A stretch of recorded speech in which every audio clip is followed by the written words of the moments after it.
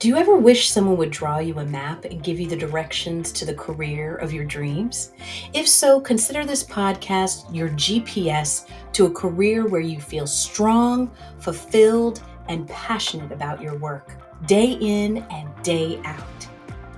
On this show, I am sharing the tools to help you advocate for your strengths, discover your passions, and learn from folks who transformed their careers for the better.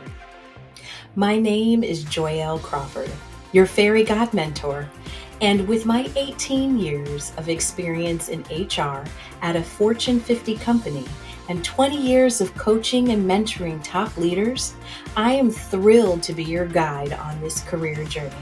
Let's get started.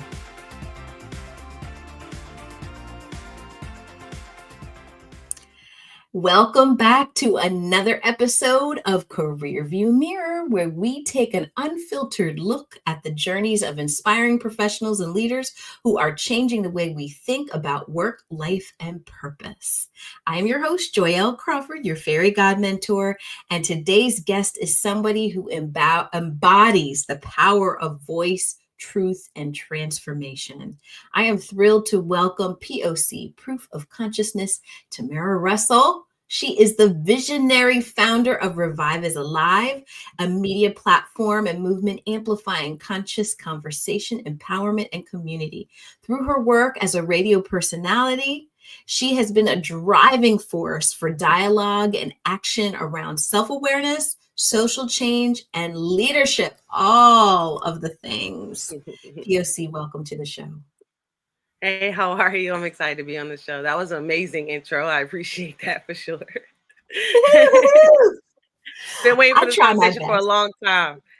You do a great job at your best. You do a great job at your best. Thank you so much. Well, you're the pro. You're the pro. You know, I got the chillies just reading all of that because I've been able to work with you through the years and just see you thrive and grow and glow up. So let's start at the beginning. Like, what experience inspired you to step into this career of amplifying voices and creating this platform for conscious conversation? I think that's a great question. You know, when you ask like specifically what experience, it was my internship. Shout out to the internship path. Shout out to everybody who's an internship baby. I'm one of them myself. And I had the experience at interning at WURD and where I am now, which is a blessing because it came full circle. But I had the opportunity of interning at WRD under Solomon Jones with the Wake Up with Word show. And one day he set us down when I received the internship. I received the internship to do social media marketing, to do social media for the platform of Wake Up with Word. But one day, Solomon, this was during the uprising of Philando Castile, and Alton Sterling. And during that time, he wanted to, get a millennial perspective of what was going on. And the first time that I sat down at that mic and I spoke freely about my opinions and thoughts on things and received conversation, feedback, callers, just engagement. It was just something that sparked so much in me. And from that moment on, it was just something that I knew that I wanted to do. And yeah, I've been doing it ever since. Revive is Alive. It's so amazing. It's so nice to see that you had a spark, an interest in something, and it was fostered. And that moment just was the galvanizing moment to note. Like, what were some of the feelings that you felt when you were connecting the connection of the purpose with the internship? Like you said, it just kind of happened. That's when I realized, what were some of those emotions that looks like, so we can describe to our audience like what that spark feels like so that they can be aware of it too. And Joel, when I tell you this is a great question because, growing up my entire grade school life, on my report card I received, she talks too much. She talks too much. She's a great student, but she talks too much. She's always curious, but she talks too much. And my mom, considered that to be a problem because it was problematic inside the school system, right? But not knowing what it meant to have a voice or to understand how big your voice was. And that was something that I've always had in me. You could ask any of my family members, she's always asking a question. She always want to know more. If it comes down to like a family game night, I'm the one putting the games together and things of that nature. So the real influence was me being able to sit down and now see who I am, right? Once I Mm, heard myself speak and the engagement that came back, and it wasn't negative in a way in which was like, oh, she's talking too much, she's asking too many questions, why is she so curious? It was like, I want to pick her mind, I want to mhm, explore her thoughts and her ideas. And mhm. that's even how proof of consciousness came about. I was in a conversation and I was talking genuinely, and the response was like, that's proof of consciousness, that's proof of consciousness. But what he was saying was that, I was aware of what I was saying. I was speaking consciousness within the room. And when he said that, I just grabbed it. I was like, proof of consciousness, that is me, P.O.C, like, and I You just jumped on owned it. it. Mhm. Exactly. And I just jumped on it. And that's really one of the experiences. But to tie it all together was just ultimately like my childhood, right? I am black, right? So ultimately like my childhood, and remembering things that truly inspired me, right?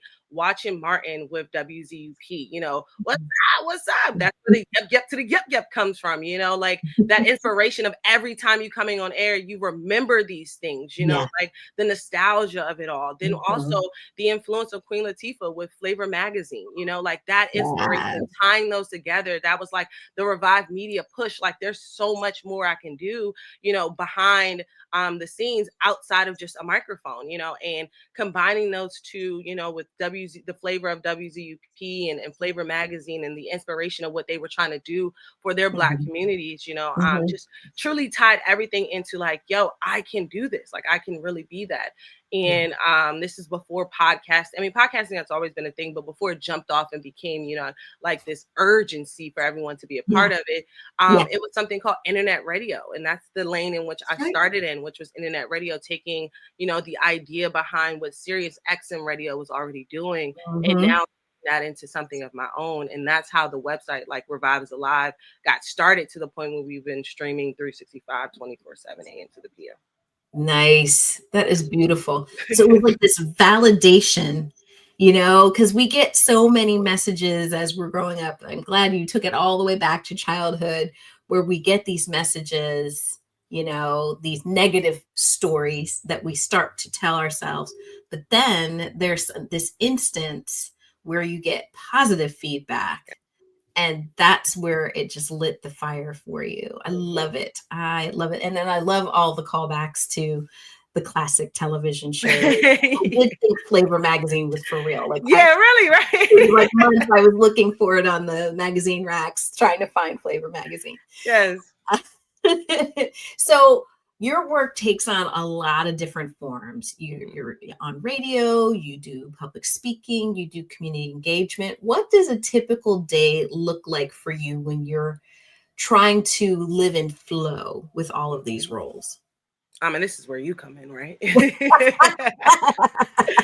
I mean, we have had some amazing conversations about Yeah. this. And to be fully transparent, a day of flow is come and go. It really Mhm, is a roller coaster ride. I know that roller coaster rides have tracks, and that's the mhm, one thing that I try to stay on is my track and stay in my lane. But at the mhm, same time, I never know when the hurdle, the loop, and the turn is going to come. And I try my best to um be ahead of the things that are inside of my industry. I know that I can't beat every news story. I know I can't break every news story. That's not necessarily the goal for Revive, but it's to be ahead of the game by actually going and meeting the people where they are, speaking to the community, talking directly to the source that mhm, becomes my resources. So mhm, those are the things in which we gravitate to in order to keep a flow of what we're doing here, Revive Radio mhm, Plus Media.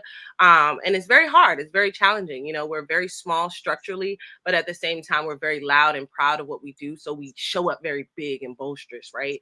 So mhm, it's not something that I take lightly, and it's not easy at all. mhm. But through faith, water, and minding my business, I keep it going for sure. I keep it going. Ah, I love it. I love it. Faith, water, and minding your business. Yeah. You're right. Every day is different, but I love the fact that you run to face the challenge, to try to stay ahead of it, to meet people where they are. And does that look like you like literally taking it to the streets, POC? Like, are Yeah. you literally taking your recording equipment and going into the heart of things?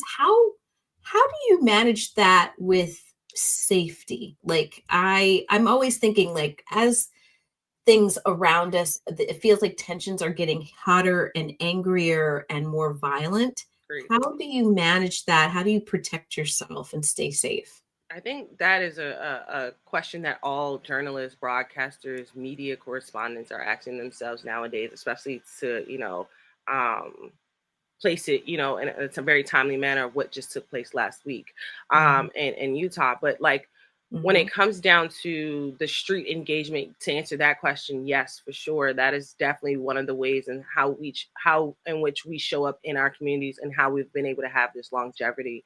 One of the biggest partnerships that came out of me being very bold and going directly to the streets was my partnership with WHLY. It started mhm, my entire career with them as far as the mhm, segment that I was doing on 90.9 FM, and mhm, then trickling down to their community engagement department. So yes, doing a lot of different things with their NICE initiative, and then also working with their education department, making sure that they are understanding how they can do street engagement, or women or men on the street engagement as well. But to go about the safety aspect of it all, it is definitely something that has been on the back of my mind. But I actually started my a lot of my street engagement, as far as like asking community questions, was during the uprising of George Floyd in 2020. mhm, So I kind mhm, of got out there in the mhm. chaos as well, doing my best to embrace it. Shout out to RZA from the Wu-Tang Clan. He actually has an entire series talking about embracing the chaos. But I try to do Oh, my best to embrace that chaos. But also, like I said, minding my business, and to the point where I'm not necessarily involving myself in the chaos, right? right. But also making sure that I am not being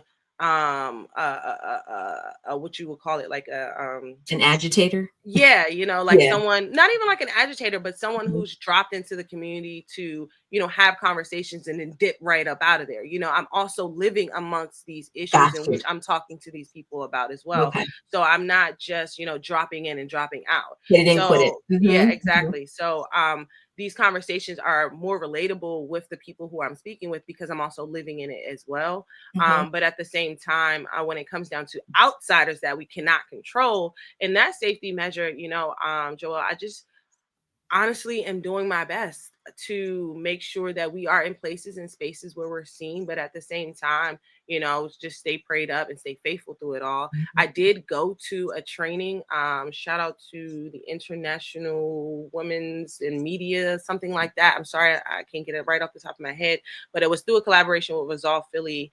mhm. And they actually had a training specifically for women in journalism, and how to protect themselves. So I did go to Wow. training. I do my best to, stay Yeah, informed and get the education behind it, but it's really no, way that we can call it. It's no way that we can yeah, know that these things are going to happen. And it's part of our right, job to show up to these type of events, like right. even after what happened last week in Utah, it's still our job to go to these scenes to report this. And that person could have still been out there, looking for the next one. So Right.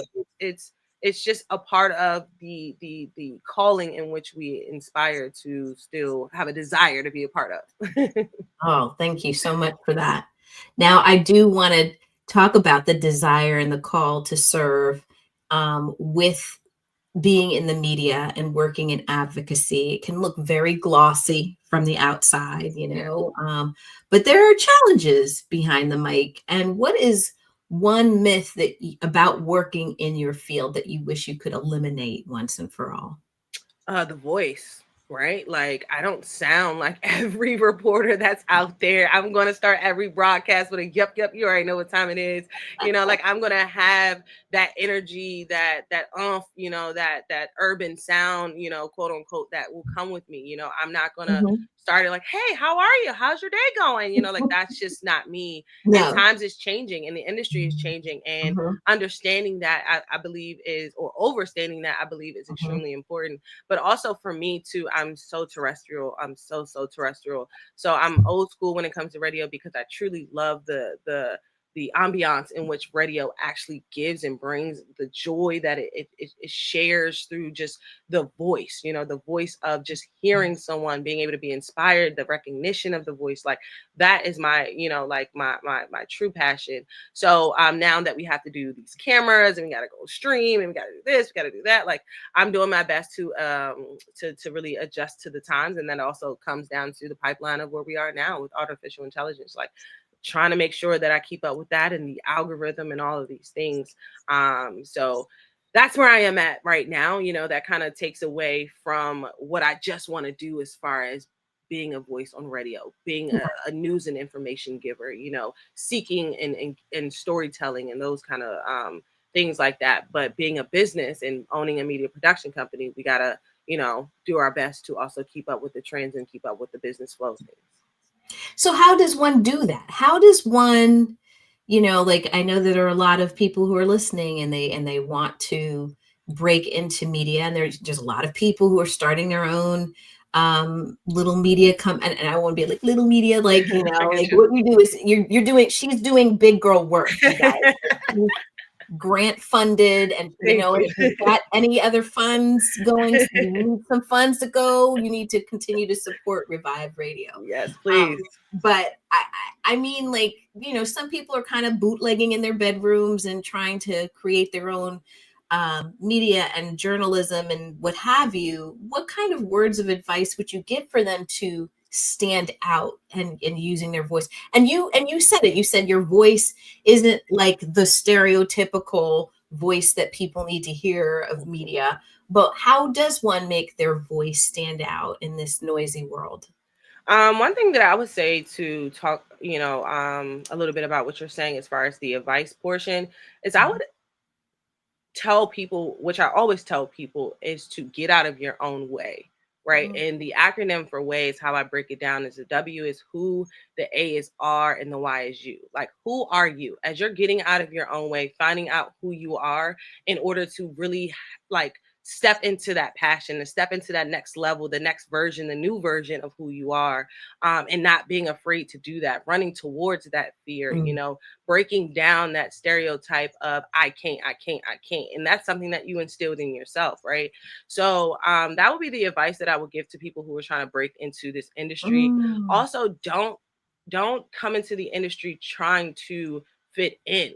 The object is to find your voice and to find your niche and to find what you do that makes you special. And when you are special, you don't fit in. It's going to be extremely hard for you to fit in because you're so special. So standing on that ability, that God-given talent, that strength that got you to this point to even say, this is something that I want to do, because that's strength within itself, right? So being able to stand up and showing who you are in a way in which makes you special within this industry is how I truly believe that you are going to succeed. If you come in the door trying to fit right in, you're going to get lost because now you become a mirror of what everyone already sees. Oh, beautiful. I love that acronym. Who are you? Ooh. What were the letters again? So I always say, like, I would say, get out of your own way, right? And then while you're getting out of your own way, find out who you are, and the W is who are you. Yep. Love it. Get out of your own way. I love it. Thank you. Speaking of getting out of your own way, what gets you out of bed in the morning? That's a good question. Right. Everything that we talked about, like I'm still super passionate. I'm still in love with everything that I'm doing and what we created at Revive Radio and Revive Media. But what truly gets me out of bed in the morning currently right now is knowing that it's bigger than me, like knowing that where we started is not where we're at, and where we're going is just something that I haven't even foreseen myself, right? And being in this is one of the years that we were like invited into different rooms. Like we started to get invited to more city events, like local official events. Like we started to get invited versus like asking like, hey, we're trying to show up and we would like to come and do some interviews and record. It was like, no, we need you in the room this time. We want your voice, we want your platform. Revive has to be here. Like, and those are the things that are like now starting to drive me a little bit more, because I'm seeing spaces where we can now amplify more voices in these places, and then Nice. also show people who are listening and watching, like, hey, these are the rooms in which the decisions are being made, and now we're here, and tell Mhm. me what you need, like tell me what Right. you want, ask the questions, like let me know so I can blurt it out, I can Yeah. raise my hand, like those kind of things, right? And it takes a lot of grind and a lot of work to even get to that space, right? Especially in a city like Philadelphia, because in my opinion, sometimes it becomes a little gate kept, right? Yes. So like being in that space, and also not being from Philly. I'm from Washington D.C., grew up in Maryland. So being able to be in that space and coming into a whole new city and being appreciated for the things in which we do and how we do it and how we show up, is extremely important, right? And Mhm. being able to get through those gates that are gate kept, you know what I Yeah. mean? In a city like Philadelphia, is really big. So those are the kind of things that truly get me up in the morning. But then also, like on a personal tip, as a young woman in her 30s, like wanting to experience life, like really wanting to work hard right now so I can have stability and joy in the long terms of, the fruits of my labor. And like Yeah. I don't want to still be grinding and working so hard in my 40s and my 50s the same way I did in my 20s and my 30s. And I'm not saying that the work is going to stop. I'm just saying, like, I want to find a way in which, like, I can actually have stability and live a life that I Yeah. actually, created for myself. So those are other, that's another personal reason why I get up every day, is because, Mhm. I see older folks, I see the women in my family, and they're still working, they're still going, and they Mhm. don't have the freedom or the luxury to just, say, hey, I want to take a mental health day, or hey, I want to go to the spa, on this day, and Right. I can't wait to, I don't got the luxury to do it right now either. You know what I'm just saying? But I can't wait until that moment. And I want it in that time in which I Yes. see my elders right now. Yes. You want it sooner than later. Yes, ma'am. Beautiful.